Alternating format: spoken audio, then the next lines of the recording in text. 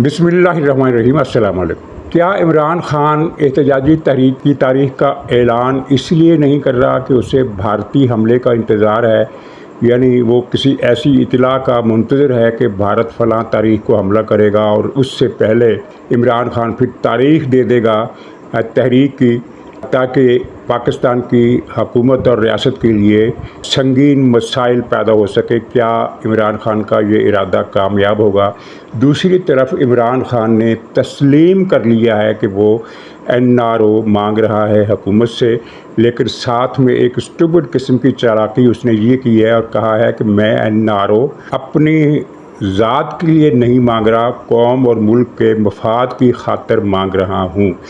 तो इसके अलावा ये सवाल कि क्या भारत वाकई हमला करने वाला है, जिस तरह की इतलात आ रही हैं कि 6 जून की तारीख रखी गई है, 5 या 6 जून की, उस तारीख को इंडिया हमला करेगा, यानी ईद के मौके पर। तो इस सूरत हाल में अमेरिका ने भी इंतबाह जारी किया है कि भारत किसी भी किस्म की जारहियत से बाज रहे, और ये बड़ा अहम ऐलान है। और फिर भारत का रूस का जो राब्ता हुआ है, उसमें रूस ने भारत की तवक्कुआत पूरी करने से इनकार कर दिया है, जिससे ज़ाहिर है कि भारत सदमे में है। और फिर जनरल हाफिज़ आसिम मुनीर पाकिस्तान के फील्ड मार्शल ने कश्मीर के मसले पर भारत को ललकारा है। तो इस ललकार की वजूहात क्या हैं? तो ये हमारे मौज़ूआत हैं। तो नाज़रीन, सारे फहरिस्त ये है कि आपने इमरान खान का ये एतराफ़ सुन लिया, अलीमा खानम की ज़बानी भी, और वो एक दूसरे साहब गए थे, अली ज़फ़र साहब, उनकी ज़बानी भी, कि इमरान खान ने गिव और टेक का एतराफ़ किया है, लेकिन वो अपनी ज़ात के लिए नहीं बल्कि मुल्क के लिए उन्होंने गिव एंड टेक के लिए फ़ौज के साथ मुज़ाकरात की बात की है और फ़ौज से कहा है कि वो मुज़ाकरात करे। मुझे बताइए कि गिव एंड टेक मुल्क के लिए सियासी जमातों के दरमियान जो सौदेबाजी होती है, जो मामला बंदी होती है, उसका मुल्क के मफाद से क्या ताल्लुक़ हो सकता है?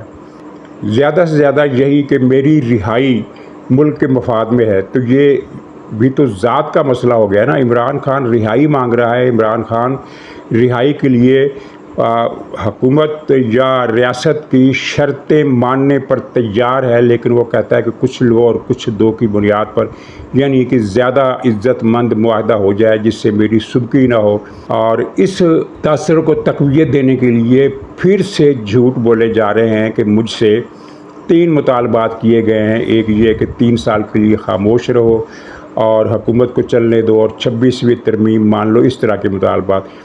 हकीकत में आप या कोई भी साहब तस्दीक करना चाहें, हुकूमत से रब्ता कर लें, फ़ौज के इदारों से रब्ता कर लें, बाखबर जो सहाफ़ी हैं इस्लामाबाद के, उनसे रब्ता कर लें। हुकूमत की तरफ से कोई रब्ता नहीं किया गया है इमरान खान से, ना ही कोई मुतालबा किया गया है, ना कोई नई शर्त लगाई गई है, ना कोई पुरानी शर्त दोहराई गई है हुकूमत की तरफ से। इमरान खान को हकीकत में नज़रअंदाज किया जा रहा है, लेकिन ये एक झूठ बोला जा रहा है, ये भरम बनाने के लिए कि हुकूमत ये मुतालबे कर रही है जिसके एवज़ वो मुझे रिहा कर देगी, लेकिन मैं असूलों पर डटा हुआ हूँ, मैं इन शराइत को मुस्तरद करता हूँ। यानी वो शराइत जो हुकूमत ने पेश ही नहीं की, उनको वो मुस्तरद करने का ऐलान कर रहा है। हकीकत रिकॉर्ड की ये है कि 1 साल पहले इमरान खान से ये मुतालबा किया गया था कि 9 मई की जुर्म की माफ़ी मांगी जाए और गैर मशरूत माफ़ी मांगी जाए। उसके बाद से ये पेशकश नहीं की गई और ना ये मुतालबा किया गया है। और एक सीधी सी बात है कि अगर इमरान खान ने मुज़ाकरात करने हैं तो उसके लिए उसे अपने तौर पर सबसे पहले 9 मई की माफ़ी मांगना होगी, और जब वो माफ़ी मांग लेगा तो फिर वो हुकूमत से या रियासत से मुज़ाकरात के लिए रब्ता कर सकता है। और इस रब्ते का जवाब क्या होगा वो भी हमें मालूम है। नाज़रीन, एक बात जहन में रखिए कि ये जो प्रोपगंडा किया जा रहा है कि इमरान खान को आखिर कितनी देर तक जेल में रखा जाएगा, आखिर रिहा करना पड़ेगा, तो सवाल ये है कि रिहाई इमरान खान की 2 सूरतों में हो सकती है, या हुकूमत मजबूर हो, रियासत मजबूर हो, और इसके अलावा इमरान खान को रिहा करने के अलावा हुकूमत के पास कोई रास्ता ना हो, और वो इस दबाव का मुकाबला करने के लिए ایک سیف پیکج عمران خان کو دے دے، اور دوسری شکل یہ ہو سکتی ہے کہ عمران خان کی نیک چلنے کی ضمانت کہ وہ باہر آ کر پھر سے بحران نہیں پیدا کرے گا۔ تو اس وقت یہ دونوں ہی صورتیں صفر کے خانے میں ہیں، اس لیے کہ حکومت پر کوئی دباؤ نہیں ہے، عالمی بھارت کی طرف سے حملے کا خطرہ رہا ہے، اور لیکن یہ خارجی خطرہ ہے عمران خان کی رہائی کا بھارت کے حملے سے۔ یہ تعلق جوڑنا کہ عمران خان رہا ہو جائے گا تو کیا بھارت کی طرف سے حملے کا خطرہ ختم ہو جائے گا؟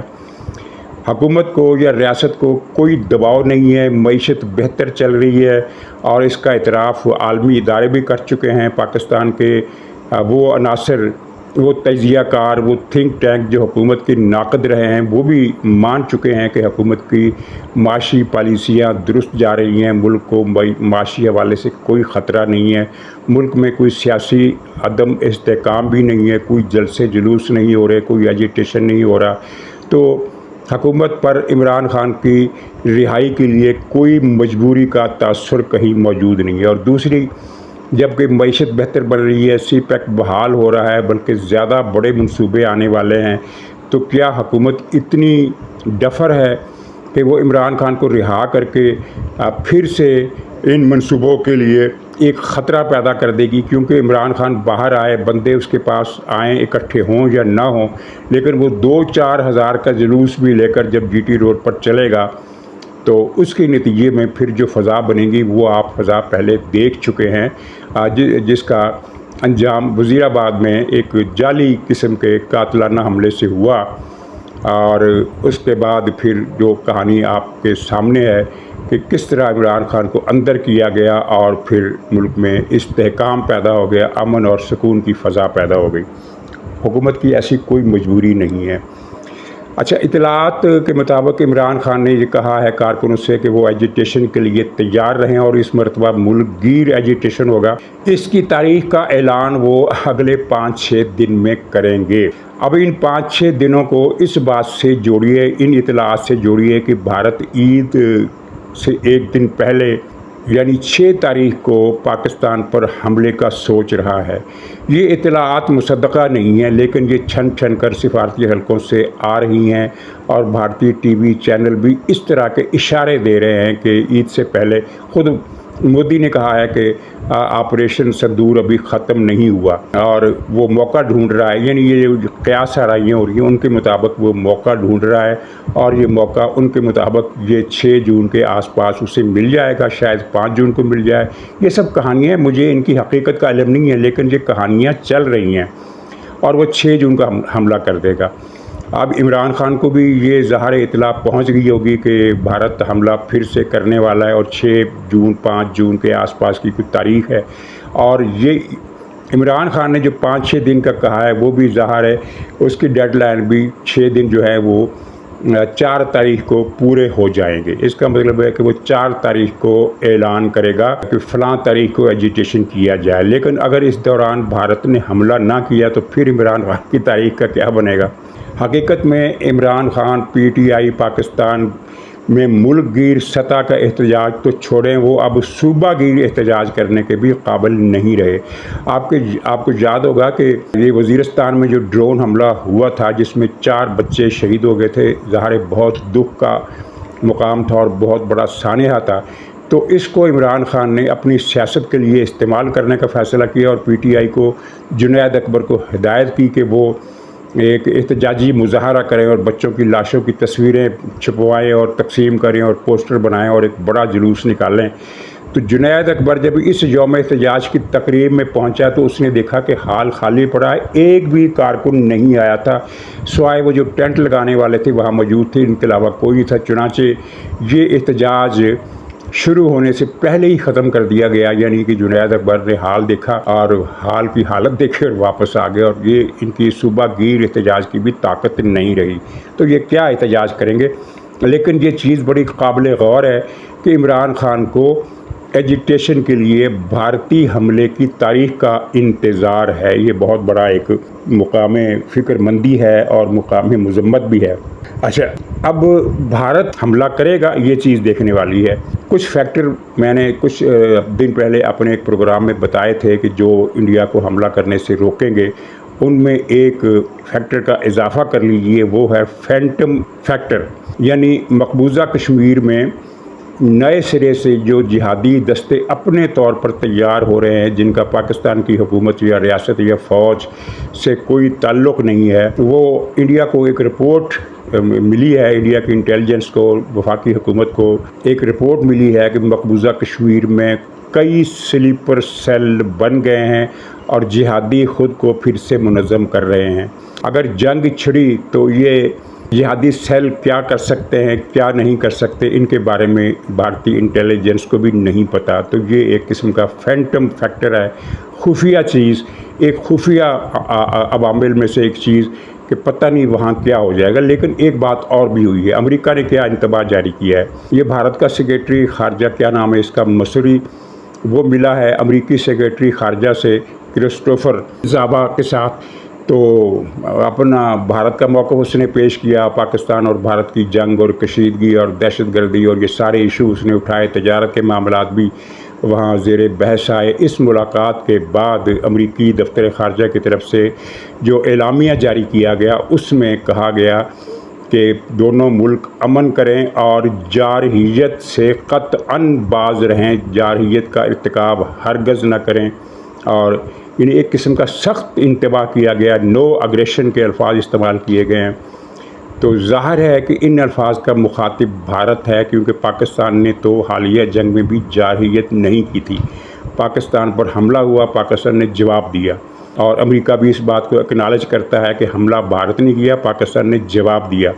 اب وہ یہ کہہ رہا ہے کہ ایگریشن نہیں ہوگی، نہیں کی جائے گی، اس سے انتباہ کر رہا ہے، تو گویا کہ وہ بھارت کو ایک میسیج دے رہا ہے کہ ذرا باز رہے۔ بھارت کی مزید حوصلہ شکنی، ان کے وہ جو سیکریٹری بھارت کے وہ گئے ہیں ماسکو، اور وہاں جا کر ملے ہیں، سیکریٹری نہیں ہے بلکہ ڈیفنس کے جو نیشنل سیکورٹی کے جو مشیر ہیں، اجے دیول صاحب جو ہیں، وہ وہاں گئے ہیں اور انہوں نے روس میں اپنے ہم منصب سے اور دوسرے حکام سے مذاکرات کیے ہیں اور بھارت کے لیے فیور مانگی، جس کا ڈپلومیٹک الفاظ میں انکار کے ساتھ جواب دیا گیا اور کہا گیا کہ پاکستان اور بھارت دونوں اپنے مسائل پرامن طریقے سے حل کریں، ہم ان پرامن طریقے سے حل میں مدد دے سکتے ہیں۔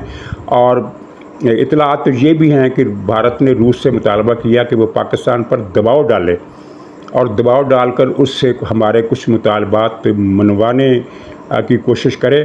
وہ مطالبات کیا ہیں؟ وہ یہ ہیں کہ پاکستان یہ جو بھارت کا علاقہ اس نے قبضے میں لیا ہے 4 روزہ جنگ میں، یہ علاقہ کنٹرول لائن میں ہے اور کنٹرول لائن کے پار ہے، مقبوضہ کشمیر میں ورکنگ باؤنڈری کے پار ہے، سیالکوٹ کی طرف بھارتی پنجاب میں، اور پھر راجستھان میں اور بہاولپور کے، یعنی یہ جو صحرا ہے، یہاں بھی 2 مقامات پر اس وقت پاکستانی جوان بھارتی علاقے میں بیٹھے ہوئے ہیں۔ تو بھارت اس بات کو سرکاری بیان میں نہیں بتا رہا، کیونکہ اس طرح پھر بھارتی عوام کے سامنے وہ اپنی شکست تسلیم کر لے گا کہ پاکستان کی فوج بھارتی علاقہ قبضہ کر کے بیٹھی ہوئی ہے۔ تو اس نے یہ روس سے کہا کہ وہ پاکستان کو کنونس کرے کہ وہ اپنی فوجیں واپس لے جائے اور مقبوضہ علاقے چھوڑ دے۔